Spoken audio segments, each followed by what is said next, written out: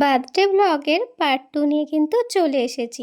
আর এখানে আমার যে ফ্রেন্ডসগুলো এসেছিল সবাইকে কিন্তু দেখিয়ে দিলাম। আর সবাই কিন্তু হাই করে দিল। আমি বলতে পারি যে 2026-এর বেস্ট বার্থডে এটা আমার ছিল। মানে যাদের যাদের আসতে বলেছি সবাই এসেছিল। আমার ভীষণ ভালো লাগছিল। আসলে না ভাবি যে ইন ফিউচার কে কোথায় থাকবো, সবাই একসাথে মিট আপ করতে পারবো কিনা এগুলো আমি ভাবি। তো মানে আমার সামর্থ্য মতন আমার মানে পসিবল আমি হচ্ছে সেই রকম বন্ধু-বান্ধবদের কিন্তু ইনভাইট করি। আর যাদেরকে আমি ইনভাইট করেছিলাম তারা কিন্তু সবাই আমার ভীষণই ক্লোজ। আমি তাদের ভীষণ ভালোবাসি। আর তারাও কিন্তু আমাকে খুব ভালোবাসে।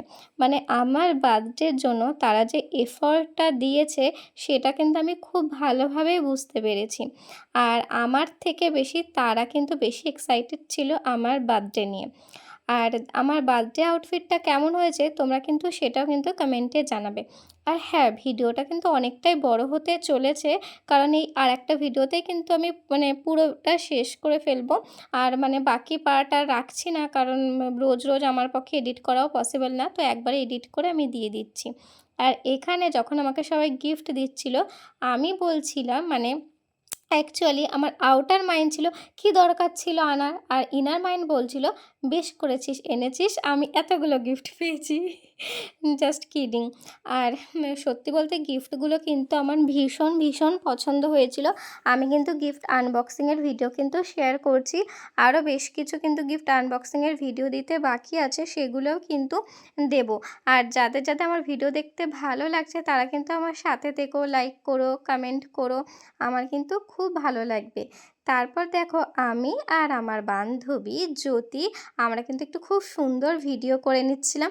আর এখানে যে সেই স্নো স্প্রে বলে না, তারপরে সেলিব্রেশনের পর সব কিছু আর কি শুরু হয়ে গেছিলো। আর আমি বলছিলাম অন্তত আমার কেকটাকে বাঁচাতে হবে, মানে তোরা আর যাই কর কেকটা যেন মানে অ্যাট লাস্ট খেতে পারি। আর মানে এত এত মজা করেছি, আমার ভীষণ ভীষণ ভালো লেগেছে। মানে মনে হচ্ছিল যে সবথেকে সুন্দর একটা দিন আমি কাটিয়েছিলাম। আবার একটা মানে গোটা বছরের অপেক্ষা, তারপরে আবার আসবে। তবে আমি চাই যেন আমার মানে জন্মদিনের প্রতিটা বছর কিন্তু এরকম সুন্দরভাবে কাটুক।